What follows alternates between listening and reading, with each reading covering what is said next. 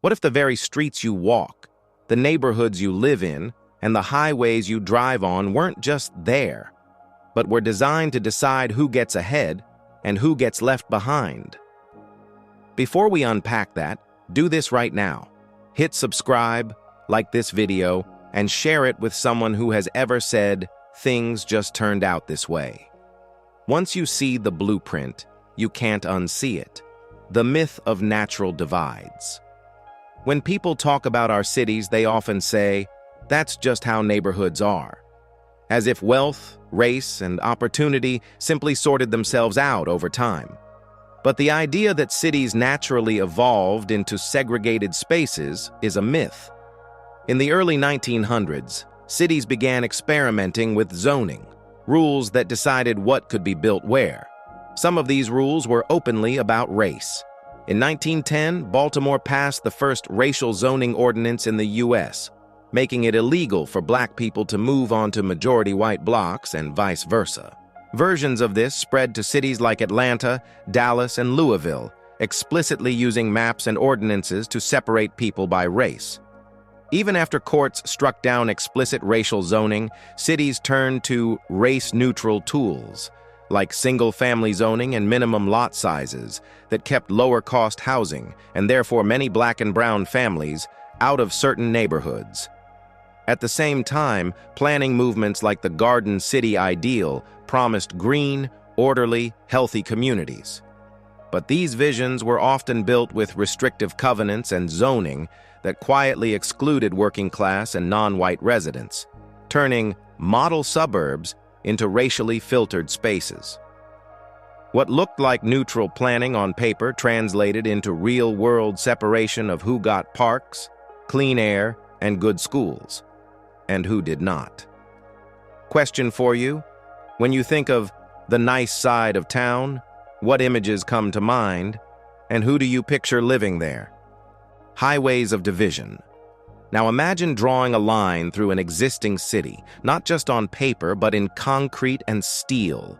That is what the Interstate Highway and Urban Renewal era did. The Federal Aid Highway Act of 1956 poured billions into a national highway system, sold as a way to connect cities and speed up commerce. But where those highways went was not random. In city after city, planners and politicians routed major roads through black, brown, and low-income neighborhoods, using eminent domain to demolish homes, churches, and business districts. New Orleans' Treme, Miami's Overtown, Detroit's Black Bottom and Paradise Valley, Boston's West End, San Francisco's Western Addition, and Cleveland's Houf are just a few examples of communities cut apart or largely destroyed by highway construction. What had been dense, thriving areas were replaced with overpasses, on-ramps, and traffic noise, physically separating residents from downtown jobs and resources while making suburban commuting easier. The economic fallout was huge. Local black-owned businesses lost foot traffic, property values fell, and families were displaced, often pushed into already crowded or under-resourced areas. The very roads meant to bring America together doubled as barriers, locking in patterns of segregation that still shape where opportunity lives today. Ask yourself, is there a highway in your city that seems to mark an invisible border between here and there? The housing project paradox. When public housing was first introduced in the mid-20th century, it was marketed as a promise: safe, modern, affordable homes to replace unsafe, overcrowded tenements. But in practice, many housing projects became tools for concentrating and isolating black, brown, and poor residents. Cities often built public housing in already marginalized neighborhoods or on land considered undesirable, rather than in well-resourced areas with good schools and jobs. Design choices amplified the separation: large blocks of uniform buildings, limited amenities, poor transit connections, and little integration with surrounding neighborhoods. At the same time, urban renewal programs cleared older neighborhoods under the banner of slum removal, displacing residents and then relocating many into consolidated public housing projects. Over time, disinvestment, limited maintenance, fewer services, and stigmatizing narratives about the projects turned these spaces into symbols of concentrated poverty, even though they had once been pitched as progress. This was not random failure. It reflected choices about where to place public housing, how to design it, and who it was for. While rhetoric spoke of integration and opportunity, the outcome in many cities was deeper isolation. Question: if your only affordable housing options are all clustered in one corner of the city, what does that say about how planners value your access to opportunity? Redlining's echo, present-day segregation. Zoom in on a map from the 1930s. Federal Homeowners Loan Corporation, HOLC, maps graded neighborhoods from best, green, to hazardous, red, for mortgage lending, often based heavily on race and ethnicity. Areas with Black or other non-white residents were routinely marked in red, leading banks to deny loans there, a practice now known as redlining. Redlining did more than block home loans. It signaled to public and private investors that these communities were not worth long-term investment. Research shows that formerly redlined neighborhoods today still tend to have higher poverty rates, lower home ownership, lower property values, and more loan denials than similar areas that were graded more favorably. These patterns show up in access to green space, healthy food, and education. Historically disinvested neighborhoods are more likely to have fewer parks, more pollution-heavy land uses, fewer full-service grocery stores, and underfunded schools. That means shorter lifespans, higher rates of chronic illness, and fewer pathways to wealth are literally built into the landscape. Then comes the gentrification paradox. After decades of neglect, some of these same neighborhoods suddenly attract new investment: coffee shops, luxury apartments, better transit, and streetscape improvements. But without protections, the very people who endured disinvestment often face rising rents, property taxes, and displacement, watching their communities finally get resources just as they are priced out. In the comments, drop your city and tell us, have you seen a neighborhood go from ignored to hot? And who got to stay? Reimagining our cities.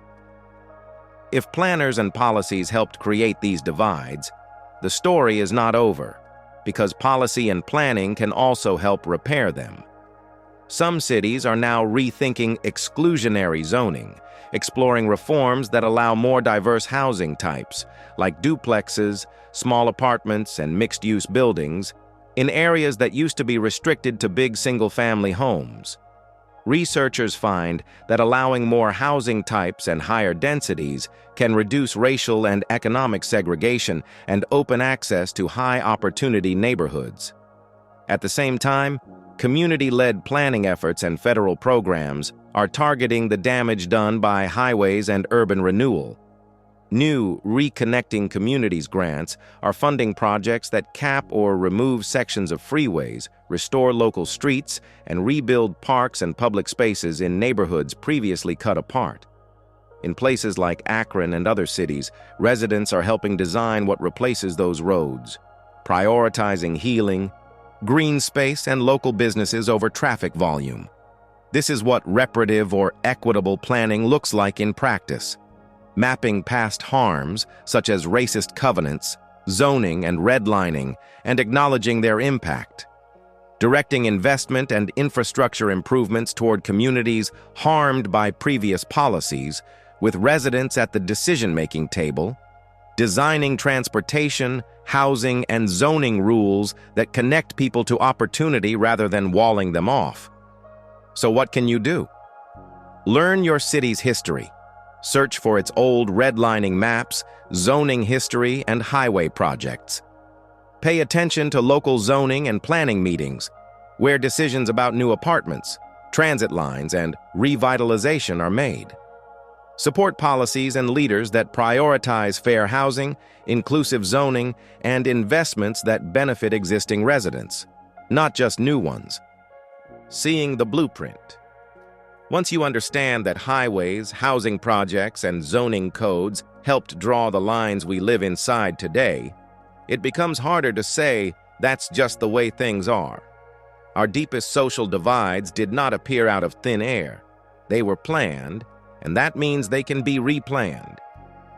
If this changed the way you look at your city, do 3 things right now. Comment with your city and one invisible line you can now see, maybe a road, a river, a rail line, or a zoning boundary. Share this video with someone who thinks segregation is just about personal choices. Subscribe and turn on notifications so you do not miss the next episode uncovering how hidden systems shape Black life and urban space today. The unseen architects drew the lines. Together, we can learn to redraw them.